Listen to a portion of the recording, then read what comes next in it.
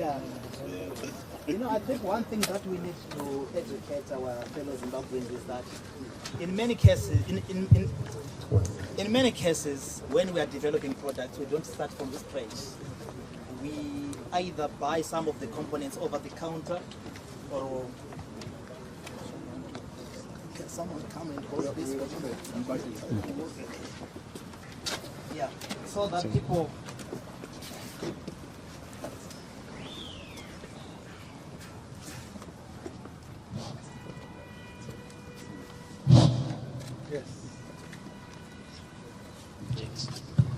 You start as a prototype. What that means is you don't start by developing the end product. You start by looking wherever you can get what you think it can work. Then you test. Right now, when we did these machines, we liked the design. I saw a lot of people were saying broad or whatever, solar panel. We just liked the case. It was something that we had in mind, especially for the rural community. Something that is dust-proof, waterproof, IP67, and also portable, that even a farmer can just carry around. So I want you to tell me, I don't know where I think we wanted something to taste. I don't know. Can we have something to connect? Okay, we'll power the fridge with this one. As you can see, show everyone, the machine, it tells you how much power is getting in. It has got in and out. It's telling you how much radio frequency it's converting right now into pure energy. So I don't know, maybe we put a solar somewhere. Yeah. So people were misinformed. We just liked the design, and we bought the design. This company is not Broadwell. It's a company which is found in Shenzhen. Broadwell, they're just buying and using their name. So talk to this company, and they agree to license us their cover. Then we put it for those reasons. So this is a greener power off-grid machine. We've got 600 watts and 1,000 watts. We decided to go smaller when I was talking to the president. Like I said, right now our focus is on Africa. We want everyone in Africa to have the freedom. So we're looking at a small machine that is a cost competitiveness. For example, if you can sell this machine at $500, a tobacco farmer can afford to purchase it and use it at his house. You can power your fridge, you can power your iron, you can do all those kind of things. So it's giving you the liberty, the freedom to do whatever that you wanted to do. We have got bigger machines that goes to about 100 kilowatts, 200 kilowatts. But those machines are quite expensive, and mostly they are for businesses.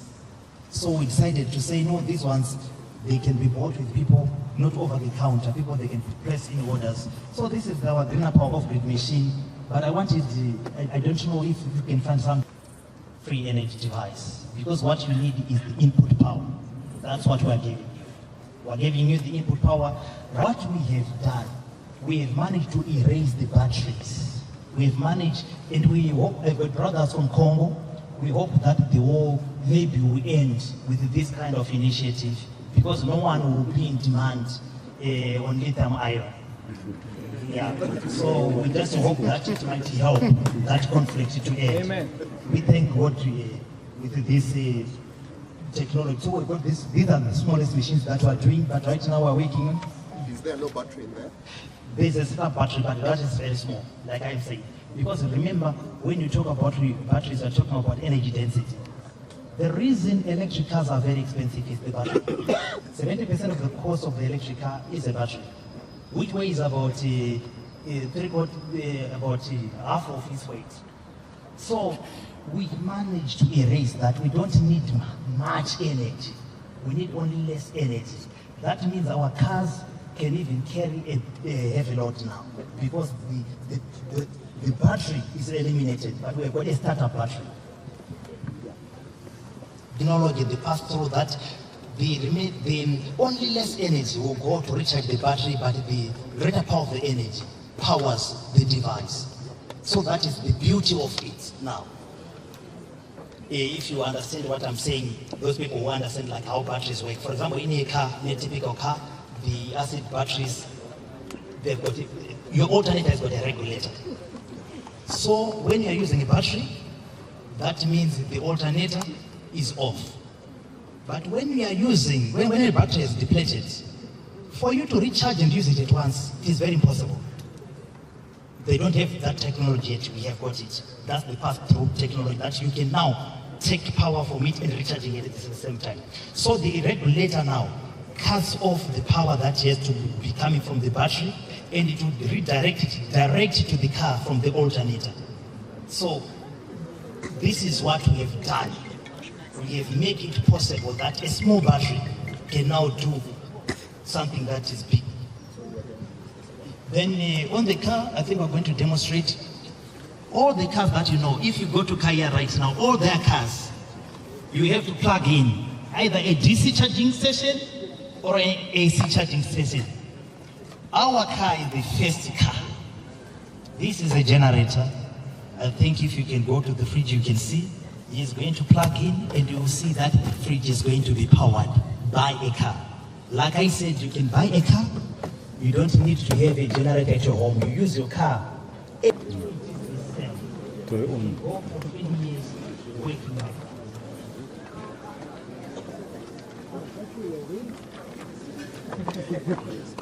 Okay.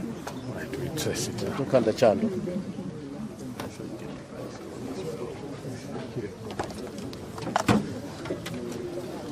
That's the car.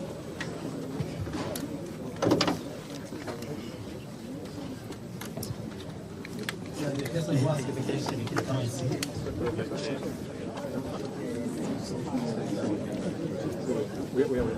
So is the microsonic device? What we have done, like we said, the microsonic energy device is the invention that we have done, and we are trying to protect it. We have embedded it in the vehicle. Okay. Yes. And it has got a self-destructive technology. On the 150 wires on this car, if you try to tamper with 5 of them, would be classified. You destroy the microsonic energy device, both on the software and the hardware. That's how we are protecting the technology, because we couldn't get a patent. Yes, it's encrypted. It's on. It's on right now. It's on. Oh, Yeah. So there are no mechanical, there are no like moving parts. The only moving part that you will see on this car is a reduction gearbox, but you don't have to maintain it or to service The it. generator doesn't have. The generator doesn't have any moving parts. Usually those type of devices that are known as zero-point energy. So you cannot even maintain it, you cannot service it, because there's no friction that is happening. Wow. Working on ways on how to protect the technology in the event that we use it. For example, we go in a country, we set up a power station, there's a hostile takeover, we're kicked. How do you protect our technology? That's why we took the trade secret route. Our patent is kept, our design is kept, the recipe is kept in 3 countries, and the people who are keeping it, they don't even know each other. The second thing, we try to protect the hardware side, because if the engineer remove like a circuit board, you can trace, you can see that this is a rectifier, this is a microchip. So we put a small amount of a detonator to say, but that cannot harm anyone. But if you just try to tamper with it, you blow it. That's part of the circuit board. Also on the software, if someone can have the source code, he can try to do reverse engineering. So we work on an algorithm that if you tamper with certain wires on the vehicle, you are going to destroy the microsonic energy device. Yeah. So you can't tamper. You cannot tamper with it. If you tamper with it, then you lose your investment. Question, what would be the market price for it? Right now we're still doing costing. I think before the end of this week we have the final costing, but it's going to be cheaper. That I can. So which products do you have on the market? The car, Are the batteries on the market? the greener power grid machines are on the market. The TVs are on the market. The bikes are on the market. The cars as well, they are on the market. So when you say on the market, where would one buy one? So if you wanted to buy a battery, where would you go? Right now we're doing, I think you saw the company that we partnered like in Zimbabwe, which was doing that video. That's our agent concentrating on marketing. But right now we are using the Tesla model, which we are using that we don't want to have middlemen because the prices will be so high to the end users. So we're saying people, they'll buy straight from safe in other countries, then they'll get their products there.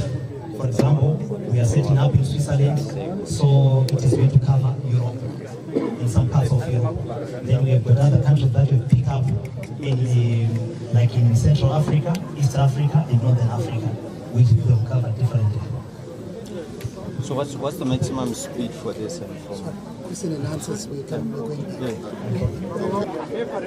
Yeah. It's enough.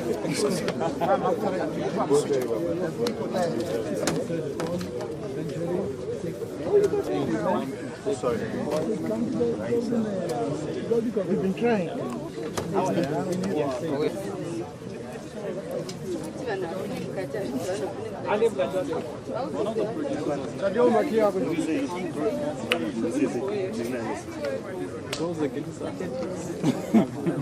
Difficult to put out, but it's also very dangerous from a fumes perspective. You know, it's poisonous.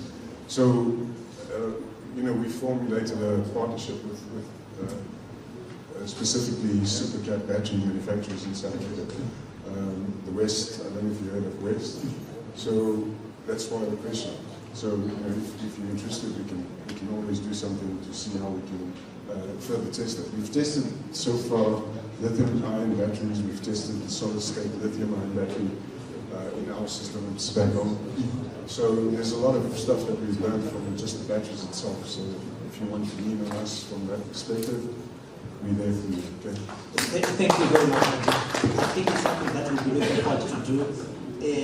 I think you saw when we did the first machine that Foster Gamble managed to test, it had 22 batteries, isn't it?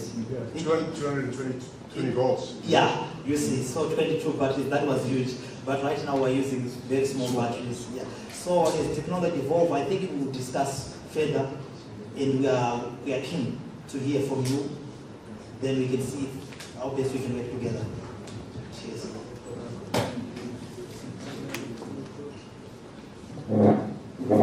You know, you were talking about this microsonic device. I wanted to know, it's generating power from electromagnetic waves, that's what you're saying? So I want to know, is it going to work the same regardless of where I am? So if I'm in, you know, a place where there is no signal or whatever, is it going to work the same? Definitely it's going to work. The only place that we know it won't work because of lack of penetration is like under the mine. But if the machine is on the surface, then you run the cables inside, then you're going to be okay. So which signal is this? This electromagnetic signal, where is it coming from? What we have done, we have classified it as a trade secret because that's where the IP lays. The moment we start to tell you what kind of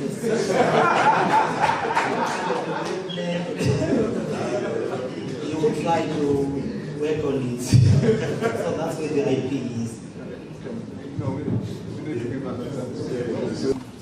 Some of our stories have been dismissed. I work for international media myself. I remember getting to write an apology to scientists in a certain country who are saying that they can't prove your technology. This has been the battle. When people say your microsonic technology can't be proven, what do you say to that? You know, thank you very much for it, because we had not found ways of protecting the IP, like I said.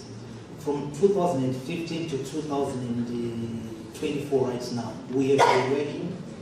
Foster Gamble has been the first foreigner to have the privilege of working on the machine for those same few years. So right now we have put in a number of tests that we're going to be doing soon after this launch. As you know, in science we say, prove it. It's not about arguing it, proving. So we'll drive our car to Cairo, live on TV, everyone watching. That will be enough proof. And right now we're doing this because we are now on the commercial level. So I understand what you're saying very well. And also the other thing, my brother, that I want to tell you, I think I've explained to you the issues of, like when I said the Henry Ford story. You know, Carl Benz, when he did his car, they said, don't drive it, it's very dangerous. The horse-driven chariots, whatever the carriers, were much safer. Until his wife took the car and drove it to his parents, to her parents' home. So sometimes you have to take those bold moves to just prove, you see. That day when Beta drove that 60-mile journey, it changed everything. It changed everything. So what I have seen in my journey is we have got the cabals who are not happy about us. Most of these oil companies, they are not happy. They see us as a threat to their technology. Solar is not a threat because solar is very expensive. You need so many panels, you need so many batteries, whatever. We are talking of something smaller that you can even carry around by powering your house. So you are threatening someone's business. Those people were the people who were fighting us in the past, like you say, even the scientists. You know, there are people who say, we are not open to anything new, to say. I think that's the term that I can use. They say, what is there, but we are not going to approve something new. We have seen a lot. We have seen a lot. I think Max, from an academic point of view, theories are developed by people, and then theories are approved. You know, after you develop a theory, it has to be tested, and then you actually affirm the theory. So here is a car that is there. So to answer the question, how do you prove it? I mean, there's no car in the world that has got unlimited driving range. So if the car is driven, even, let's say for example, even if it does 2,000 kilometers, there's no car that does 2,000 kilometers. There's no car that does 3,000 kilometers. So it's violating certain principles. We must celebrate. We are yet to take what God has actually laid out there. It is very limiting to human